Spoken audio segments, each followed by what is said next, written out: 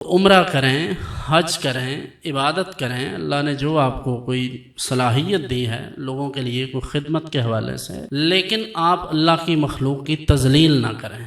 ان کی توہین نہ کریں۔ لوگ کہتے ہیں ہم جی ماشاءاللہ ہر سال عمرہ کرتے ہیں، بھائی کسی پر احسان کرتے ہیں آپ نے 15 حج کر لیے ہیں تو بھائی پھر کیا ہے، اچھی بات ہے، آپ کو تو چھپانا چاہیے۔ صوفیاء کہتے ہیں کہ اللہ کے نیک بندے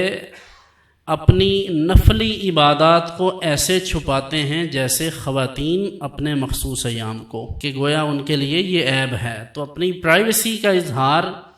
یہ کہنا کہ ہم نے اتنے عمرے کر لیے اور پھر ماڑے بندے کے سامنے کہنا، یعنی وہ غریب آدمی جو آج تک اپنی عمر کے 30-40 برس میں ایک بار بھی حاضری نہیں دے سکا، تو آپ روز اس کے سامنے یہ باتیں کریں، اس کو تو یہ لگے گا کہ شاید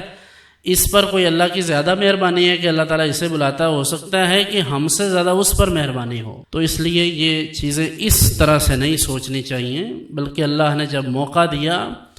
تو آپ نیت صحیح کر کے خلوص نیت کے ساتھ اللہ کی بارگاہ میں حاضر ہوں، اور صحیح حج جو خلوص نیت کے ساتھ کیا جائے۔ نبی کریم صلی اللہ علیہ وآلہ وسلم نے ارشاد فرمایا کہ جو شخص اس طرح حج ادا کرتا ہے، یعنی اس کے تمام جو لوازمات ہیں، اس کے تمام جو تقاضے ہیں ان کے مطابق، تو فرمایا کہ وہ اسی طرح ہو جاتا ہے جیسے گویا کہ ابھی ماں کے پیٹ سے پیدا ہوا ہے، یعنی پچھلے گناہ بخش دیے جاتے ہیں۔ حج ہے، عمرہ ہے، عبادات ہیں، نماز ہے، داڑھی ہے، یہ سب آپ کے ذاتی معاملات ہیں اللہ کے ساتھ، ان کو پبلک میں تشہیر کے لیے نہ رکھیں۔ ترغیب کے لیے کسی کو بتانا اس میں کوئی حرج نہیں۔ ترغیب کا مطلب یہ کہ آپ کسی کو کہیں کہ یار آپ کے پاس پیسے ہیں، آپ کو عمرہ کرنا چاہیے یا آپ کو حج کرنا چاہیے، تو آپ انہیں ترغیب کے طور پر کہہ سکتے ہیں کہ دیکھیں جی میں بھی آپ کے سامنے جاتا ہوں، میرے پیسے کم نہیں ہوئے آج تک۔ بلکہ حدیث کا مفہوم یہ ہے کہ جو شخص چاہتا ہے کہ میری محتاجی کم ہو، یعنی کہ اس کے پاس مال و دولت بڑھ جائے، تو فرمایا کہ اسے چاہیے کہ وہ حج اور عمرے میں کثرت کرے۔ تو حج اور عمرہ بندے کی محتاجی کو، اس کی غربت کو کم کرتا ہے۔ میں تو حیران ہوتا ہوں کہ جس وقت ہم کعبۃ اللہ کا طواف کرتے ہیں تو یہ مناجات کا وقت ہے، یہ اللہ کی بارگاہ میں حاضری کا وقت ہے، کم از کم اس وقت کیمرے کو معافی مل جانی چاہیے اور اس بات کا خیال رہنا چاہیے۔ اب یہ حالات ہیں کہ مواجہ شریف میں جائیں، مدینہ منورہ میں حضور اکرم صلی اللہ علیہ وسلم کی بارگاہ اقدس میں حاضری کے لیے، تو مواجہ شریف میں 70 سے 80% لوگوں کا یہ حال ہے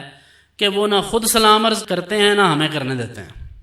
کیونکہ ہر بندے نے ہاتھ میں موبائل پکڑا ہے اور پھر وہاں فوٹو کھینچ رہے ہیں، ویڈیو بنا رہے ہیں۔ تو یہ ساری چیزیں تو انٹرنیٹ پر موجود ہیں۔ اب وہاں آپ کے اپنے موبائل سے بنے گی تو زیادہ بابرکت تو نہیں ہوگا، آپ کا وہاں جا کر استحضار قلب کے ساتھ، حضور قلب کے ساتھ متوجہ ہو کر سلام کرنا، اس ماحول کو محسوس کرنا اور ان کیفیات کو یوٹیلائز کرنا، یہ ضروری ہے۔ اب آپ دیکھیں کسی زمانے میں یہ، بلکہ انہوں نے حرمین شریفین سے ایک باقاعدہ فوٹو کے ساتھ ایک کیپشن دے کر نیچے ایک مضمون لکھا تھا، تو انہوں نے کہا کہ یہ یعنی کعبۃ اللہ کے طواف کے دوران، یعنی مطاف میں، کہ یہ وہ جگہ ہے جہاں کسی دور میں لوگوں کے ہاتھ دعا کے لیے اٹھتے تھے اور اب کیمرے کے لیے اٹھتے ہیں۔ اندازہ کریں آپ۔ سوال یہ ہے کہ ہمارے مذہبی رہنما، مذہبی پیشوا،